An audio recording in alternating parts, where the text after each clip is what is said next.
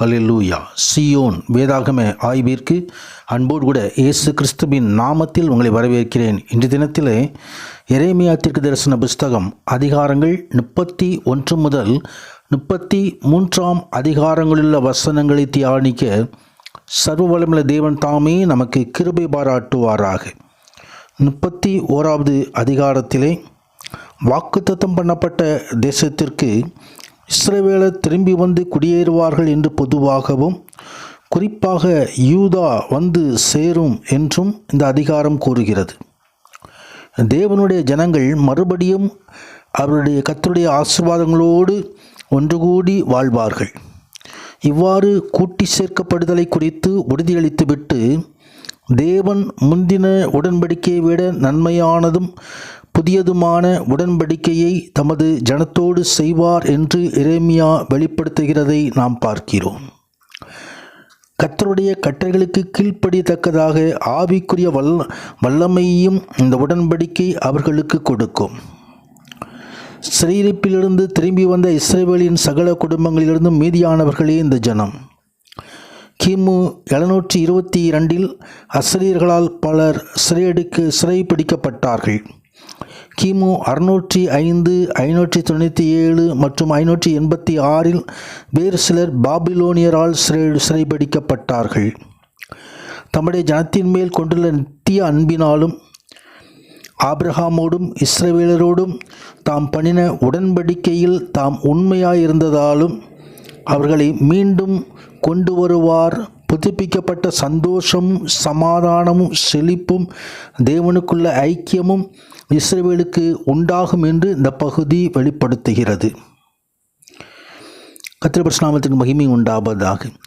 ஆம், எழுந்திருங்கள், சியோனில் நம்முடைய தேவனாகிய கர்த்தரிடத்திற்கு போவோம் வாருங்கள் என்று எப்ராயிமின் மலைகளிலுள்ள ஜனங்கள் மலைகளிலுள்ள ஜாமக்காரர்கள் கூறும் காலம் வரும் என்று ஆண்டவர் சொல்கிறதை பார்க்கிறோம்.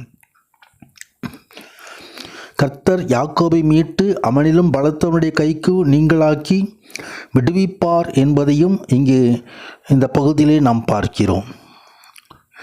ஆசாரியர்களின் ஆத்துமாவை கொழுமையானவைகளினால் பூரிப்பாக்குவேன். என் ஜனங்கள் நான் அளிக்கும் நன்மையினால் திருப்தியாவார்கள் என்று கர்த்தர் சொல்லுகிறார் என்பதை எரேமியா வெளிப்படுத்துகிறார்.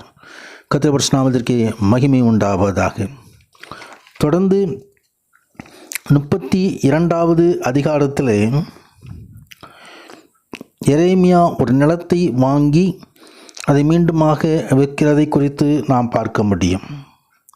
நேபுகாத்நேச்சாரின் 18ஆம் வருடத்திலே யூதாவின் ராஜாவாகிய சிதேக்கியா அரசாண்ட 10ஆம் வருஷத்திலே கர்த்தரால் எரேமியாவுக்கு உண்டான வார்த்தை என்று கொடுக்கப்பட்டிருக்கிறது. அந்த நாட்களிலே பாபிலோன் ராஜாவின் சேனை எருசலேமை முற்றுகை போடப்பட்டிருந்தது. எரேமியா தீர்க்கதரிசியோ யூதா ராஜாவின் அரண்மனையில் உள்ள காவற்சாலையின் முற்றத்திலே அடைக்கப்பட்டிருந்ததை நாம் பார்க்கிறோம்.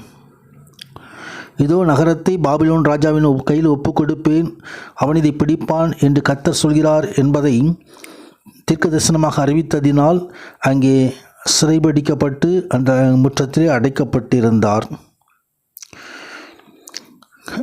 ஆனால் கர்த்தருடைய வார்த்தை எப்பொழுது உண்டாகி, இதோ உன் பெரிய தகப்பனாகி சல்லூமின் குமாரன் அனாமேயல் உன்னிடத்தில் வந்து, ஆனதேசத்தில் இருக்கிற நிலத்தை நீ வாங்கிக்கொள், அதை கொள்கிறதற்கு உனக்கே மீட்கும் அதிகாரம் அடுத்ததென்று சொல்லுவான் என்று உரைத்தார் என்பதை சொல்லுகிறதை குறித்து பார்க்கிறோம்.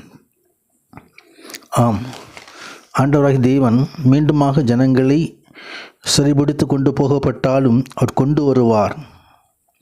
கர்த்தராகிய ஆண்டவரே, தேவரீர் உம்முடைய மகாபலத்தினாலும் நீட்டப்பட்ட உம்முடைய புயத்தினாலும் வானத்தையும் பூமியையும் உண்டாக்கினீர்.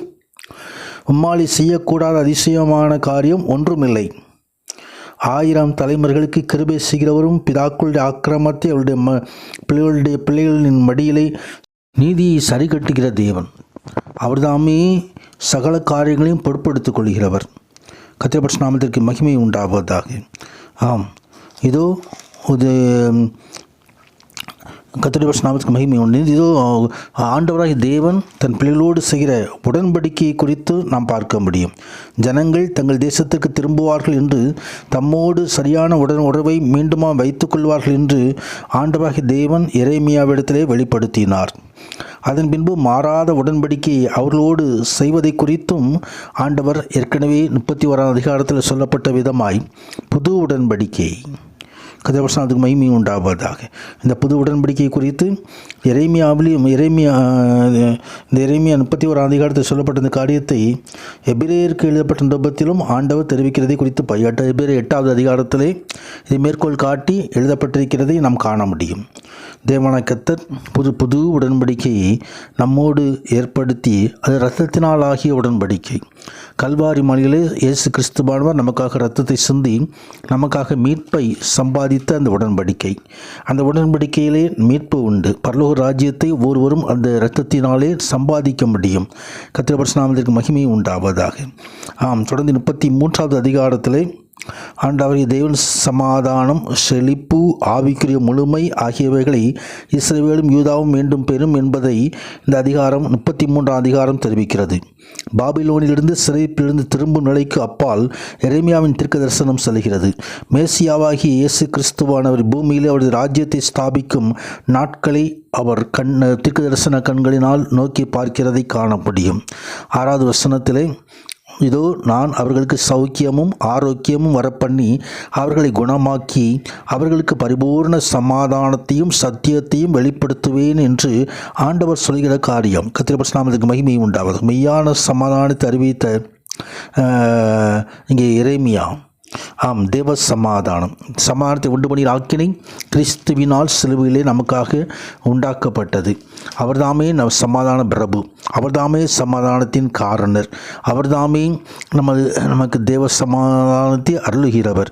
கர்த்தருடைய நாமத்துக்கு மகிமை உண்டாவதாக. இந்த பூமியிலே நமக்கு எல்லோருக்கும் சமாதானத்தை கொண்டு வரும்படியாக அவர்தாமே கிருபை செய்தார். இஸ்ரவேல் ஜனங்களுக்கு மாத்திரமல்ல, அவர் ஒவ்வொரு ஆண்டவரை தேடுகிற ஒவ்வொருவருக்கும் அவர் மெய் சமாதானத்தை, தேவ சமாதானத்தை வைத்திருக்கிறவர். தர்மையான நாளிலும் இதை தியானிக்கிறதான நமது வாழ்க்கையிலும் ஆண்டவர் தாமே சமாதானத்தை தருவாராக, சந்தோஷத்தினால் நிரப்புவாராக. கர்த்தர் மகிமையான ஆசீர்வாதங்கள் அருளி செய்வாராக. ஆமேன், ஆமேன்.